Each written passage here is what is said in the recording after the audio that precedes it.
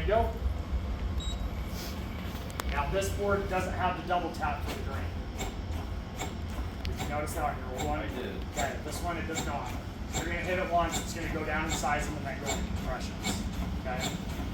Does that make sense as to why it can be easier to have the person in the head do compressions?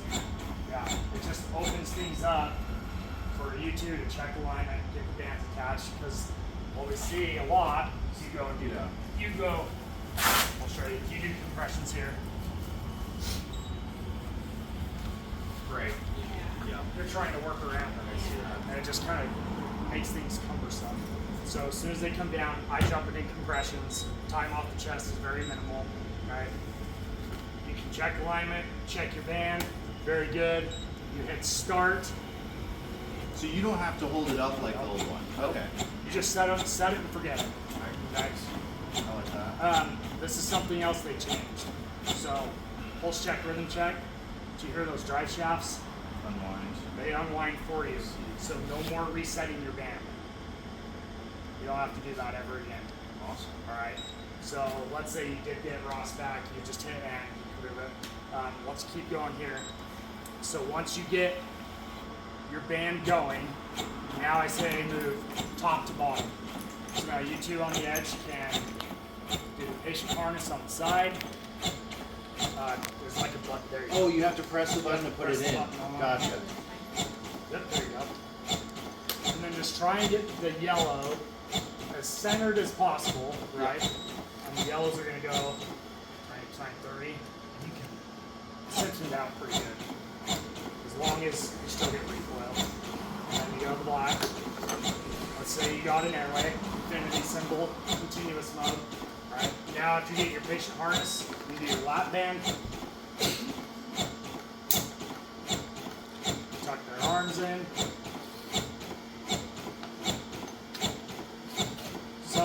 What I like to see here, even though you're fumbling around with the straps, it doesn't matter. Right? You have all the time in the world. Right. We're doing what we need to do. Exactly. So now at this point, you're either staying and playing, okay? Let's say pulse check, rhythm check. Okay, you got Ross, you have pulses. Now you can go to deploy your mega mover, so it's yellow handles. Yellow. Yep, gotcha. There you go. Okay. Now you can extricate him. Let's say you're in the back of the ambulance. What are some of the things you're going to do if you have Ross? What are some interventions or things that you're going to start doing? 12 leads. 12 leads. Leave this on. You can leave the board on. Just pull this up, put it in there out.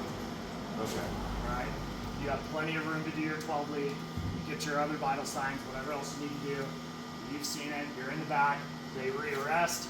That stays connected. You just move it up. You hit start. Yeah, I like that. And you're good to go. Yeah. I like that. Yep. Prepping for the worst, right?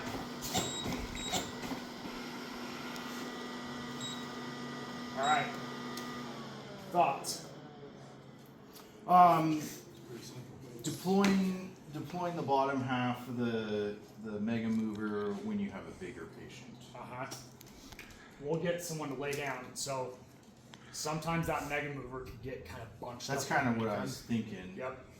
So what we recommend is you lift up kind of on their belt, their waist, under their thighs. Let someone lift up a little bit, and then you can pull that out. Yep. You could have somebody lift their legs too, I guess. Yep, exactly. You know, what's important with the process, right, aside from those four things, once you get them on and they're in the right spot, you hit start and then really just move top to bottom. So after the band's going, start with your patient harness at a minimum is what I recommend. Even if you're not going to move them, for, let's say for 20 minutes, let's say they're in V-fib on a pulse check, rhythm check, and you light them up, what usually happens? They jump, they move, right? We want to secure them so that we don't lose that alignment. So if things get chaotic and the only thing you can remember, at least get that patient harness to secure them, all right? The top and bottom patient harness, then do your lap strap. Like I said, you can put their arms in there so that they're not flailing out. And then you can leave that mega mover alone until you actually decide that you're going to move that patient. Just one less thing that's out of the way, right? It can stay tucked up underneath them. Do the steps make sense for deploying it? Yeah. Yeah. Just checklist, right? And one person do it. If you can just nail those 4 things every single time, when you do actually go to deploy it, we know the device is ready to go. Are there going to be outliers? Yeah, for sure. But at least you know you did everything to prep this device to be deployed. All right. Let's show you the bands, and then we'll do another deployment. Okay, so call's done. You guys are fantastic. You got Ross back. Good job. Oh, this board is radial lucid, so if you take them to a cath lab and they're still in arrest with this device going, they can do the entire cath procedure, get all of their imaging with this. It's not going to prohibit them from getting any of their imaging. Yep. So they can, if you're able to stay, they can stay on the board and they'll be just fine. Okay, so bands, still single patient use. All right. Is it a lot of fun changing your current band? Pain in the ass, right?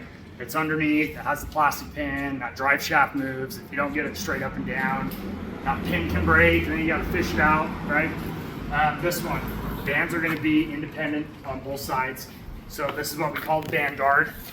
Bottom pushes and then you rotate it towards the middle, all right? So come and look on the inside of this.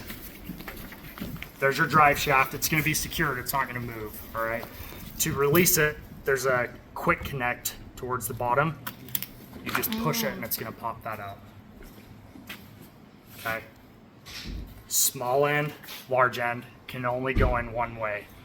When you get new bands, they're going to come attached. If you forget or you're not sure what side it goes on, just match up yellow to yellow. So now you know, okay, this band has to go on this side, all right?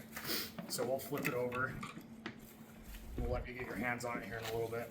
So if you're looking inside, there's kind of a channel or a groove that runs right there. Small end is always going to go towards the yellow and that goes first. So follow that groove, find that slot, click. Give it one little tug just to make sure that that did secure. Awesome, that's good.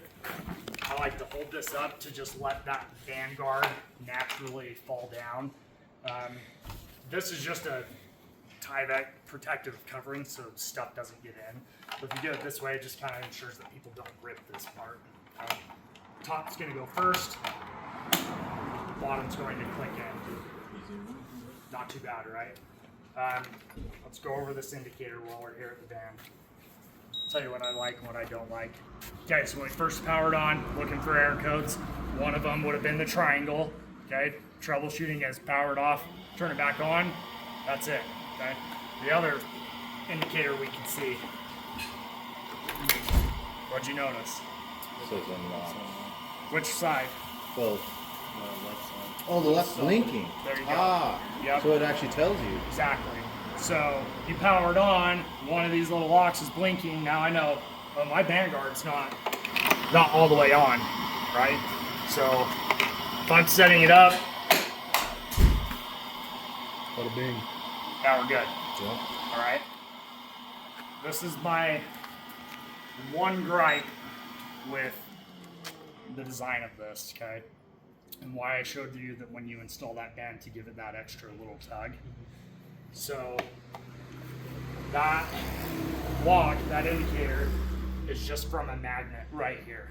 Gotcha. That band guard goes in, the magnet senses it, the light goes away. This is where I see where it could become problematic if we're not checking this right. I don't have my pin in the drive shaft. And the error code doesn't line up. Doesn't light up. Okay? That's why I think it's important when you do reinstall these, just give that one extra tug, yep, to make sure that it did click in. Because yeah, I mean, you're doing your check, Will it throw an error code or just not compress? it's not going to compress. Gotcha. Yep. So, but that, again, is something that we want to make sure we're setting ourselves up for, right? Ensuring that that internal stuff is ready to go. Now, if you wanted to get, very in-depth with your daily checks to make sure that that's good, by all means, open it up, undo the band guard, make sure that that's still attached. Okay?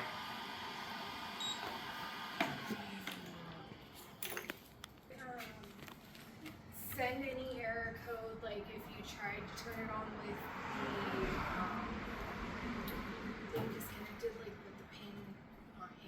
It's not going to compress. Okay, but it doesn't give you any No. other indicator. No. Will the side that's connected spin and tighten, but the other side stay loose, or will neither one of them spin? I haven't tried it. 'Cause that would be my question. Is at least that way, if you did that, you notice one side compressed and the other one doesn't, you know which pin is an in. Yeah. But I'll ask. I just haven't tried it. Can walk us through the steps to set it up. Okay.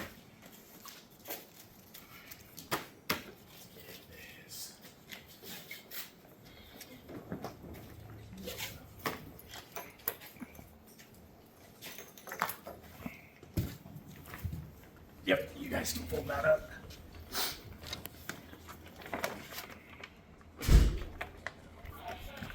Blue to blue to yellow. That looks good. And then you can just, that goes down. Look how So fast when you're- learners these you're guys right. are. When you go to deploy it, that's a perfect way to tuck it. We're gonna wrap it up. I set it up here and then throw, yep. And then just try and do it the best you can for that carry case to be good at the bottom.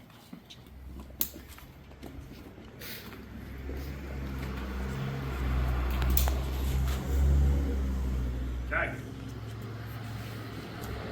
It's getting